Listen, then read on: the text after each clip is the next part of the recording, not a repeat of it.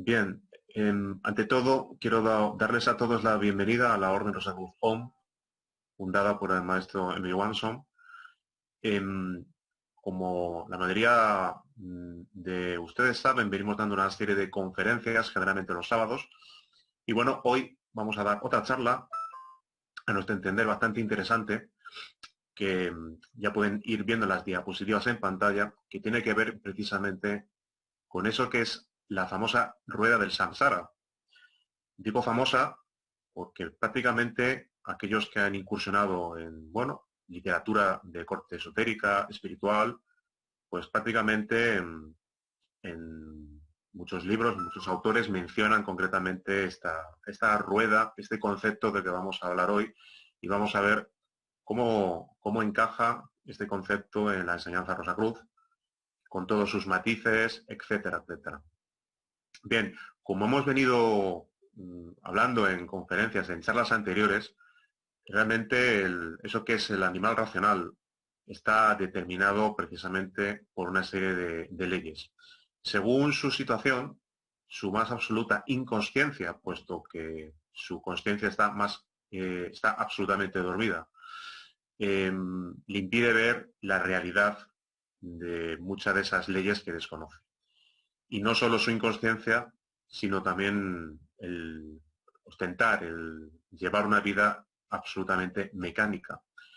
Entonces, esa inconsciencia eh, le produce el desconocimiento de una serie de leyes cósmicas y una serie de leyes que determinan precisamente su propia existencia. Esas leyes, que son algunas de ellas, las que vamos a mencionar ahora concretamente, pues son la base, el eje en el que se mueve la naturaleza, las leyes o la ley de la evolución y la ley de la involución, que están determinadas precisamente por eso que llamamos la ley de recurrencia. Bien, aquí vemos una magnífica representación, pues haciendo un poquito un resumen de lo que ocurre con lo que es la vida humana.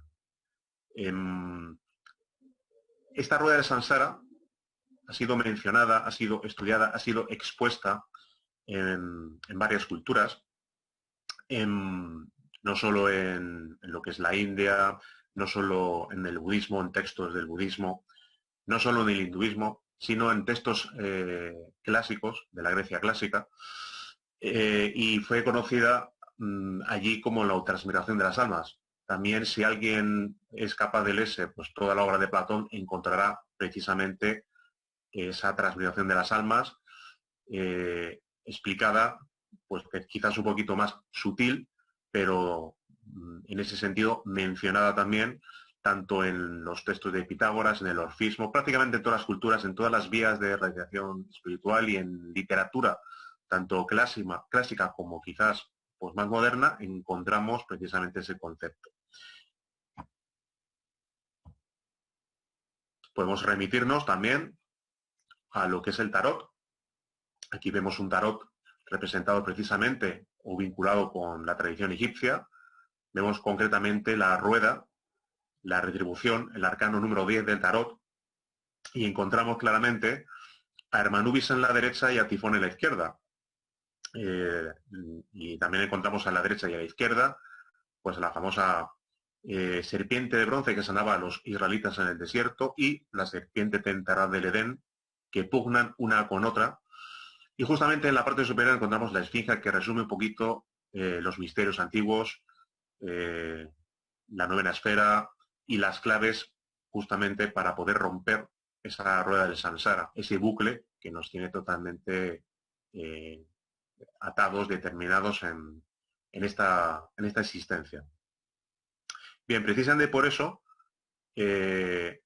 recurrencia, la rueda del samsara es sinónimo de esclavitud, sometimiento, determinación, pues en una serie de ciclos que el ser humano no comprende y que realmente no puede llegar a comprender si se sitúa en una situación en la que el sueño de la conciencia determina su existencia.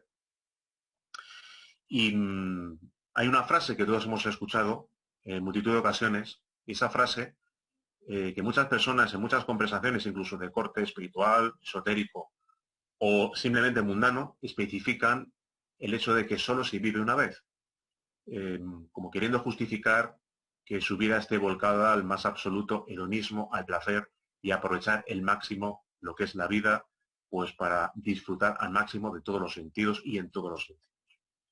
Bien, pues en ese sentido, para esas personas que realizan ese tipo de afirmación, que mencionan esa frase, pues tenemos malas noticias.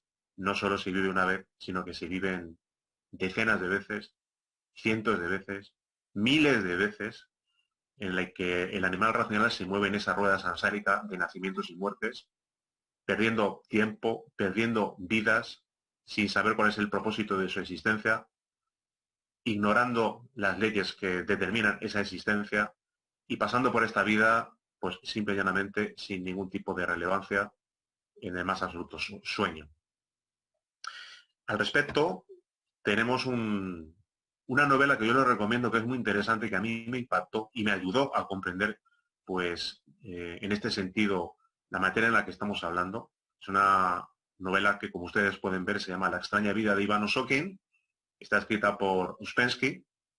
Y en esa novela es muy interesante porque comienza en una estación de tren. Al personaje, de alguna manera, le han ido muy mal las cosas.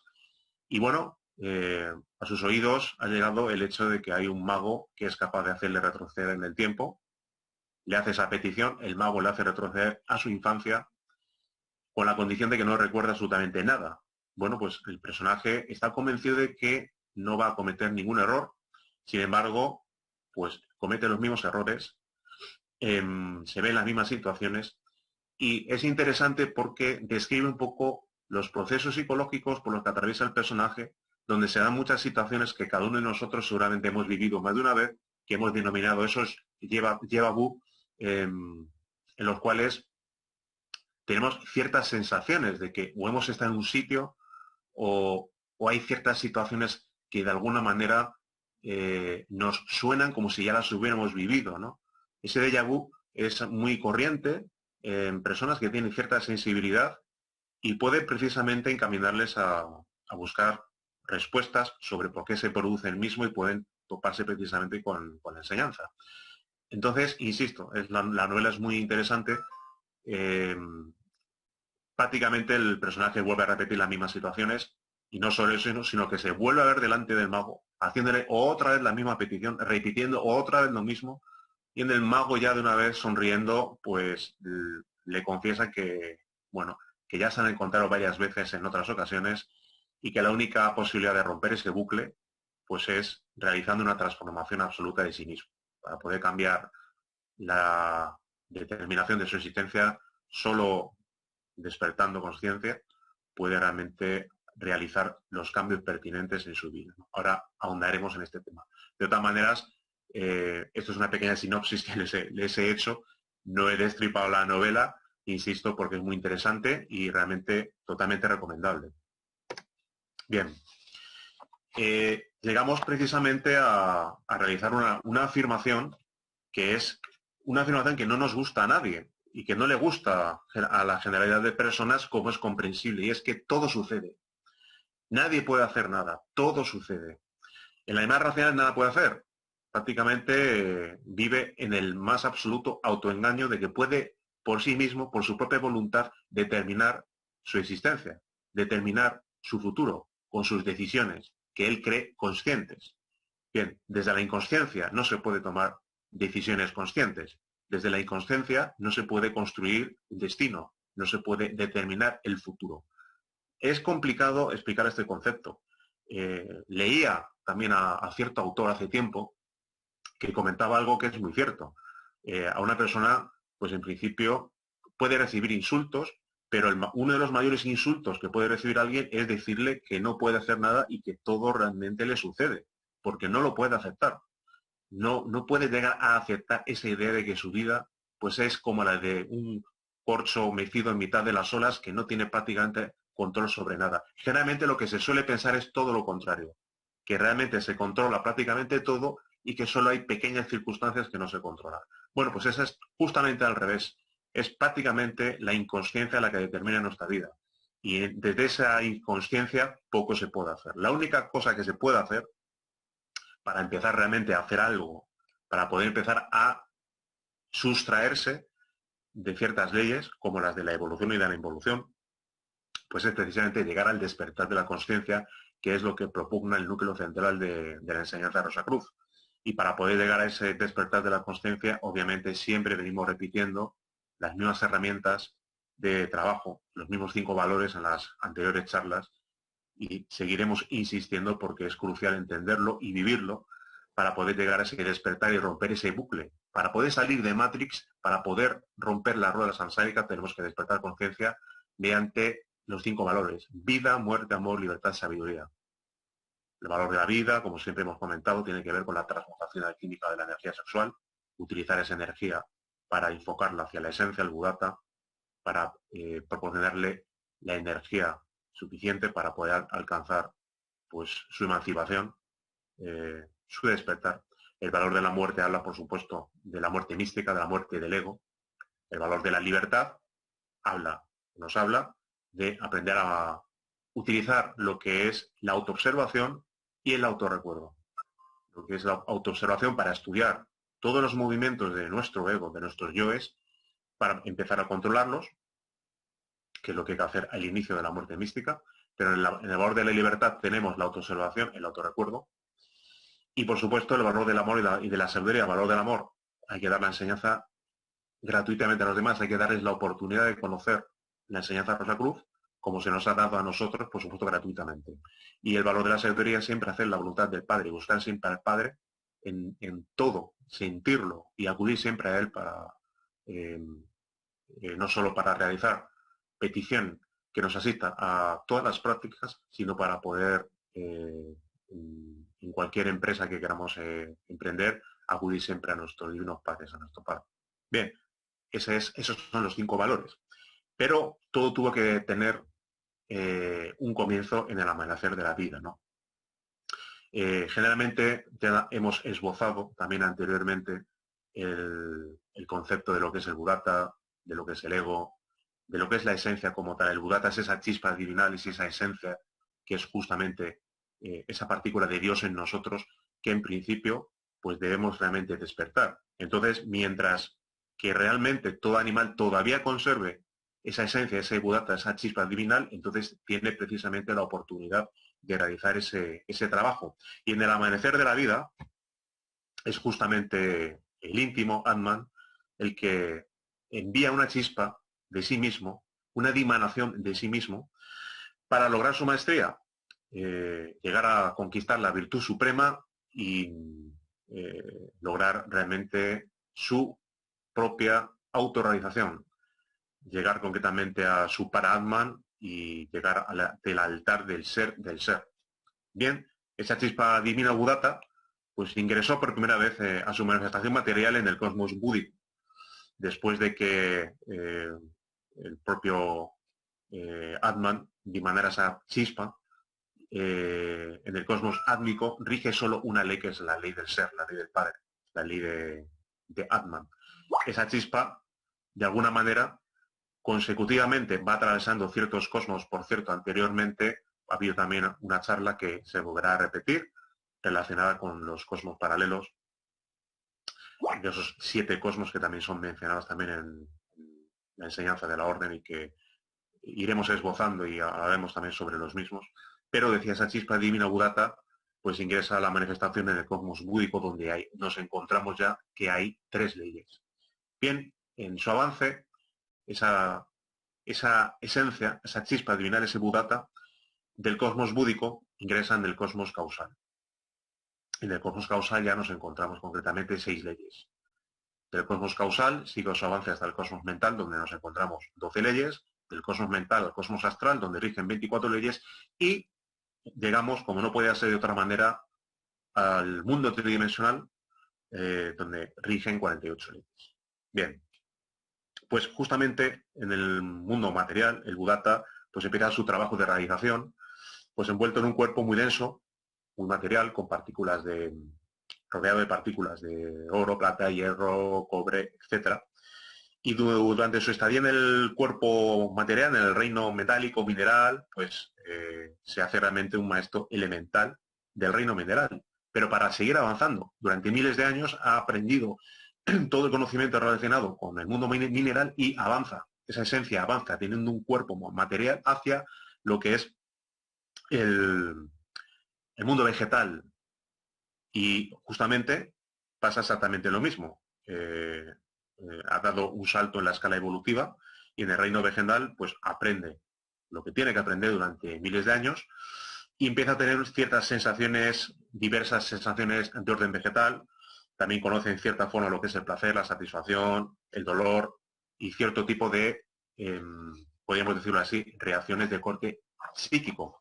Y en su avance, después de el mundo vegetal, ingresa concretamente después de miles de años, quizás millones de años, en un cuerpo de animal, de algún espécimen de la naturaleza, y en su constante evolución pues continúa adquiriendo cada vez organismos más complejos. Hasta que llega a la categoría de animales superiores y de ahí por evolución llega pues por fin al estado humano. Bien, ese es un momento crucial.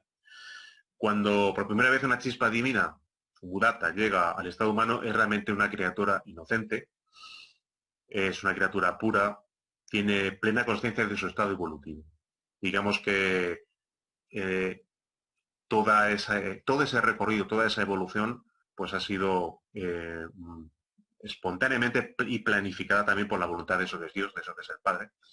Y cuando el Buddhata ingresa en el cuerpo de una criatura humana, insisto, es un ser inocente, desconoce totalmente eso que es el vicio, la degeneración tan bien conocido por el animal racional. Y llega un momento dado en el cual se enfrenta o se le somete a la prueba que tiene que ver con la serpiente tentadora. Y el débil ser humano sucumbe en los brazos de la fornicación, entendiendo por fornicación el derrame seminal, la dilapidación de la energía sexual mediante el orgasmo, mediante el derrame seminal. Nosotros en la orden propugnamos justamente que hay que utilizar la energía sexual para nuestro propio despertar. De ahí las prácticas de transmutación alquímica en las distintas modalidades en las cuales hemos tratado en anteriores charlas, en las cuales seguiremos insistiendo y de las cuales pues daremos cumplidas charlas para que pueda ampliarse más conocimientos, más matices y podemos concretamente exponer realmente todo lo relacionado con la transmutación sexual, que es crucial entenderlo y por otra parte pues es muy interesante. Bien, pues una vez que el Buddhata pues ha caído concretamente, no el Buddhata, sino realmente el débil ser humano ha sucumbido ante la fornicación, entonces ya sí que se le abre precisamente después de ser expulsado del Edén, que es estado paradisíaco, consciencial, obviamente es sometido a la rueda de evolución e involución, a la rueda samsárica, y entra en el camino de perdición en el que está sumido prácticamente todos los seres humanos. Nacer, morir, repetir errores, fornicar, perder vidas y vidas lamentablemente. Bien, aquí hay realmente un aspecto interesante que es simbólicamente mencionado en algunas culturas, como tiene que ver, bueno, aquí observamos concretamente allí donde hay vida elemental, obviamente nos encontramos concretamente allí donde hay, en un bosque donde hay agua, donde hay árboles. En la naturaleza nos podemos encontrar vida elemental y posiblemente los elementales participan, por supuesto, de esta vida en la naturaleza.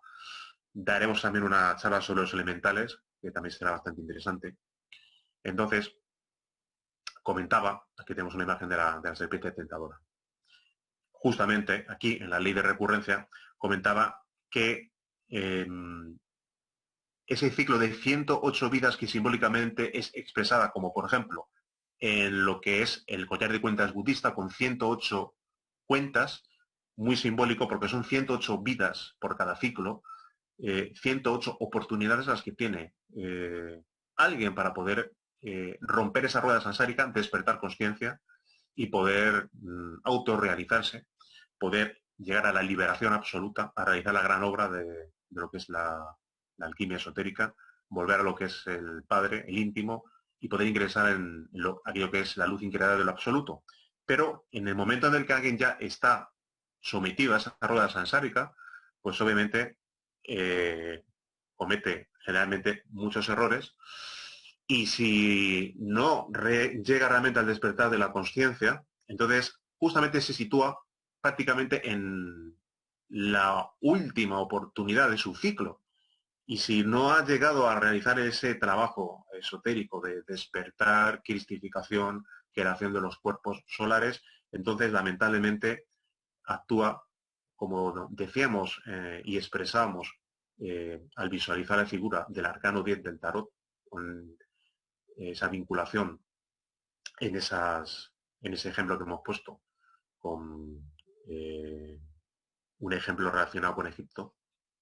Entonces, justamente en la parte izquierda de la carta encontrábamos a Tifón, en la parte involutiva, y lamentablemente entonces viene lo que es la ley de la involución, y los yoes tienen que ser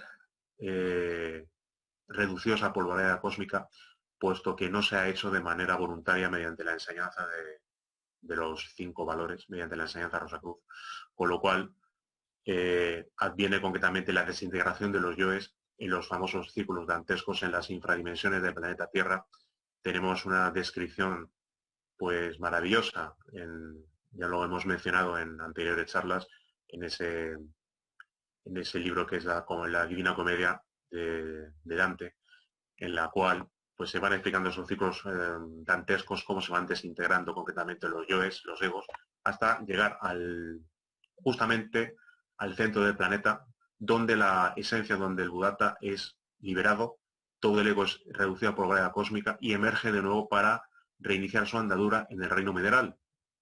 Y de nuevo volver otra vez a realizar el mismo proceso de aprendizaje en el reino mineral hasta que realmente llega la oportunidad de ingresar al reino vegetal, volver a reingresar después de miles de años a lo que es concretamente el reino animal, volver otra vez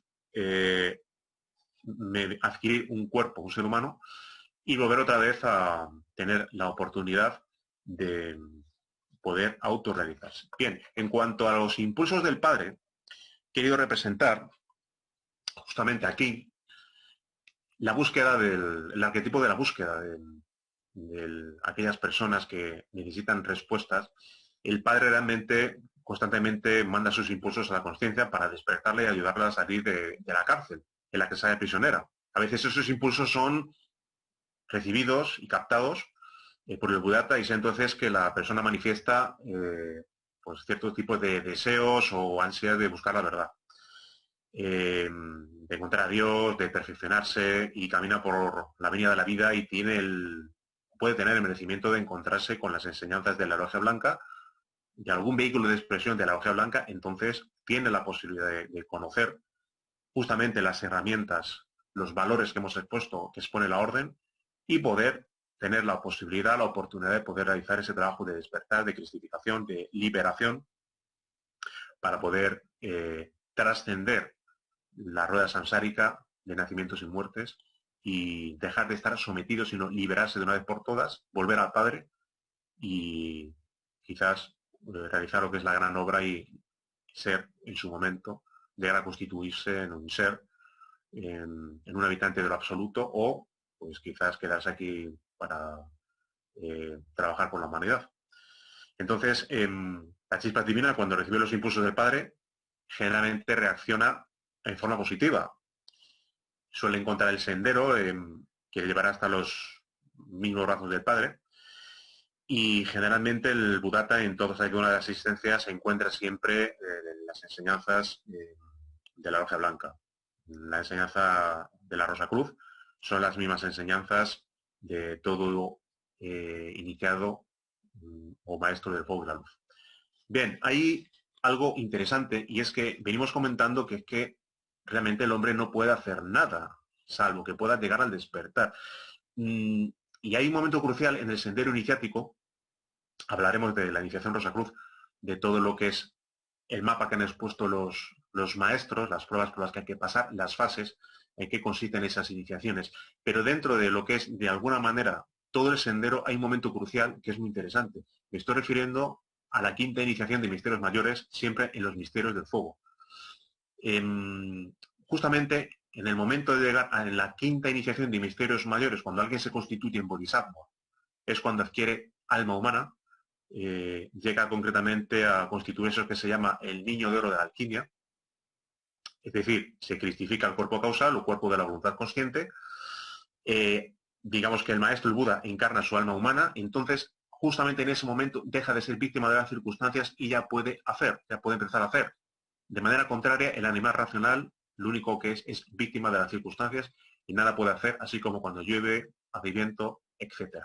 Bien, para poder llegar a esa quinta iniciación de misterios mayores, obviamente hay que, 1, despertar conciencia, 2, despertar el fuego sagrado de Kundalini, 3, llevar ese fuego sagrado coronando vértebra tras vértebra, superando todas las pruebas, coronar con el fuego las 33 místicas y simbólicas vértebras y llevar ese fuego hasta el cerebro y luego por el canal secreto correspondiente hasta el templo corazón.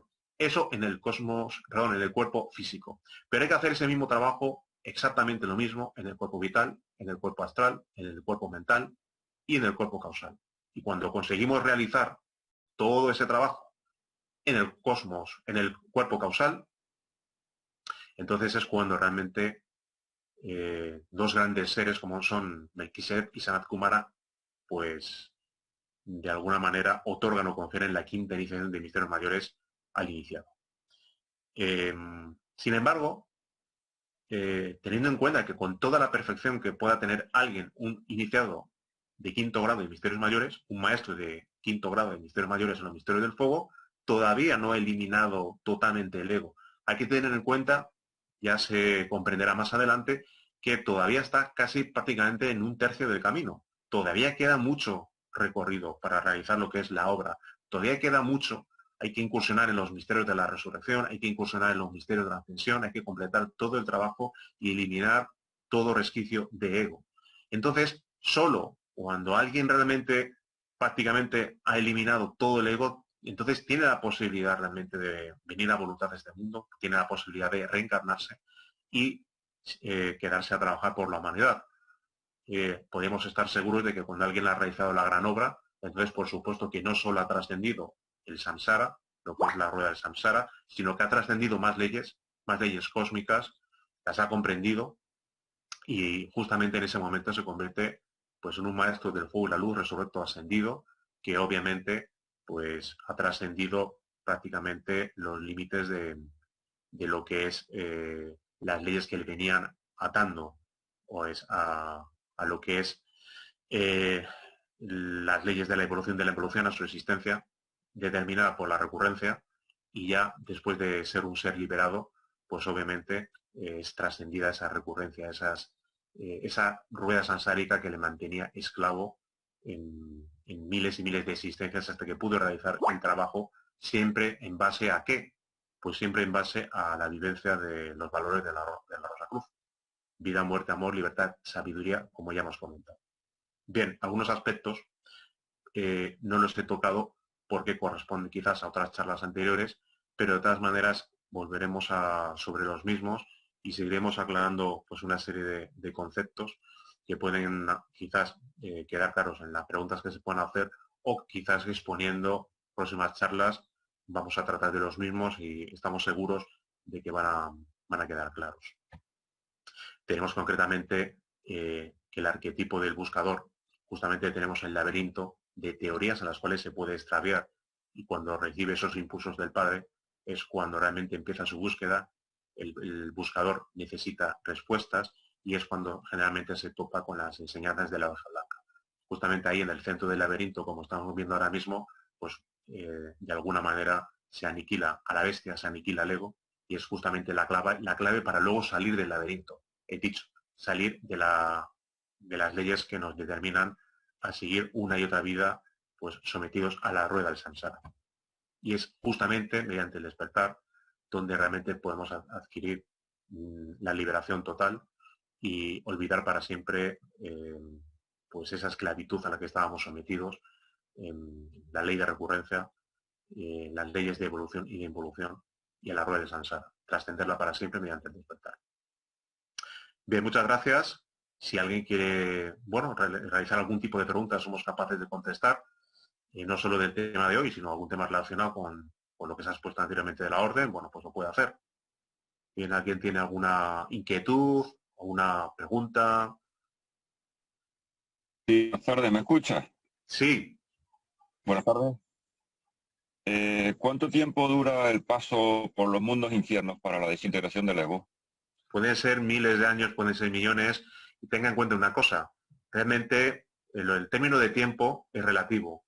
Nosotros medimos el tiempo desde una perspectiva de un cosmos en el que rigen 48 leyes, pero ese tiempo, concretamente, en su ascenso en los cosmos superiores es distinto, pero en su descenso en los cosmos inferiores también es distinto, con lo cual puede ser incluso mucho más lento de lo que nosotros podamos pensar, porque en los mundos infiernos, en las infradimensiones del planeta Tierra, esas leyes van aumentando, se va complicando más, con lo cual el tiempo o la sensación de tiempo va aumentando todavía más. La traducción en años, realmente pueden ser miles de años, pueden ser millones de años, es complicado determinar exactamente una cantidad, pero de alguna manera, a mayor complicación, mayor sensación de pesadez y mayor sensación de que el tiempo transcurre más lentamente. Eso es lo que ocurre generalmente en las infradimensiones del planeta Tierra.